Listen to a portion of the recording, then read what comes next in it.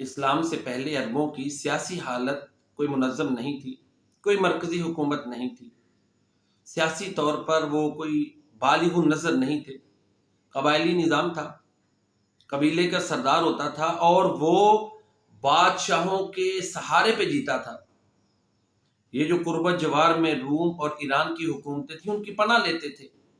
عرب سردار ان کی پناہ لیتے تھے، ان سے تعلقات مضبوط رکھتے تھے اور اپنے آپ کو مضبوط کرتے تھے، جس طرح کہ ہوتا ہے پسماندہ علاقوں میں کہ بڑی طاقت کسی گروہ کسی فرد کی بیک پر ہوگی تو وہ قائم رہے گا، پھر اس کے ساتھ ساتھ اس کا سردار کا اپنا ایک مضبوط جتھا ہوتا تھا، اس کے فالوورز کی تعداد بہت زیادہ ہوتی تھی، تو یوں قبائلی نظام تھا، کوئی مرکزیت ان میں قائم نہیں تھی، ان کی جو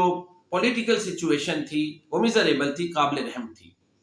دو چیزیں لے کر سردار چلتا تھا، ایک تو اپنا جتھا اپنی قوم میں مضبوط رکھتا تھا اور دوسرا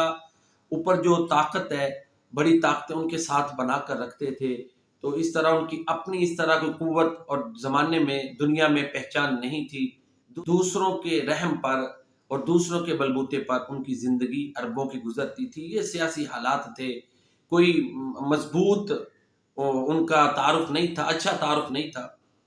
اس طرح لڑائیوں جھگڑوں میں ان کے اوقات گزرتے، قبائلی لڑائیاں ہوتی رہتی، ظلم و جور جو ہے جاری رہتا، اور پھر جا کے بادشاہوں کی پناہیں لیتے، یہ ان کے حالات تھے۔ پھر اللہ تعالیٰ نے ان پہ ترس کھایا، پیارے نبی کریم جناب محمد مصطفیٰ صلی اللہ علیہ وسلم کو بھیجا، اور پھر حالات ایسے بدلے کہ وہی عرب جو قبیلوں میں بٹے ہوئے تھے، ایک وقت آیا کہ دنیا کی سب سے بڑی حکومت ان کے پاس تھی،